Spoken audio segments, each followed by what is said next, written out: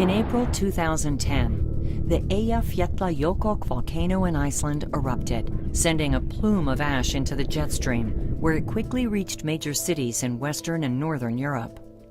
Thousands of people were stranded at airports around the world as 20 European countries closed their airspace for 6 days.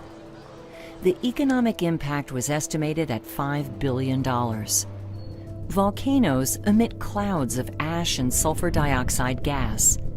The ash consists of sharp-edged silicate particles which can abrade and erode aircraft parts and melt into volcanic glass in jet engines. The ash clouds are difficult to spot away from the volcano because they don't show up on airborne weather radar and can look like weather clouds from the cockpit. Although volcanic clouds are difficult to distinguish, the sulfur dioxide is detected by sensors on NASA's Aura, Aqua, and Sumi NPP satellites.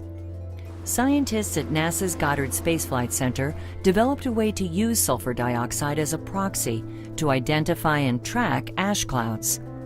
The volcanic clouds, they're moving very fast from big eruptions, so the satellite data are ideal platform to monitor these clouds globally when they move with the winds in the jet stream. Dr. Krotkov is leading a new NASA-supported project to integrate critical satellite data about volcanic clouds and sulfur dioxide into the models and tools used by the agencies that track volcanic clouds and issue alerts. The main hazard from eruptions in Alaska are explosive volcanic eruptions that put ash clouds up into the air. There's about 25,000 passengers per day that transit over volcanoes in Alaska, and Anchorage is a top 5 air cargo hub in the world. We work cooperatively with the Federal Aviation Administration and the National Weather Service here to get the warning messages out to the aviation community and as well to the general public. Aircraft move at in excess of 500 miles an hour, and so the faster you can get data in, process it, and have it available for analysis, the better you are.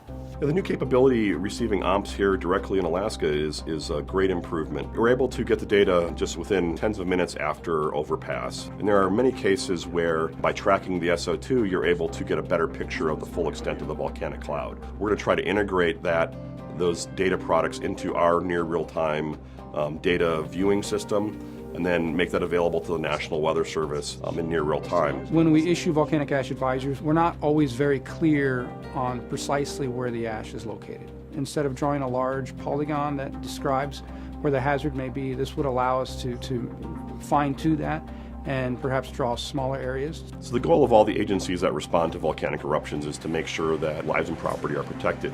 But just as importantly is to try to minimize the disruptions to the air traffic system. Other agencies using the NASA Volcanic Cloud Alerts include the NOAA Volcanic Ash Advisory Center in Washington, the European Support to Aviation Control Service at the Belgian Institute for Space Aeronomy, and the Finnish Meteorological Institute. A private company called Metron Aviation is using the NASA data and alerts to develop a web-based tool which calculates the impact of a volcanic ash hazard in terms of additional flight time, exposure to the ash, and blocked routes. The tool is designed to help the aviation industry determine the safest and most efficient way to use the airspace.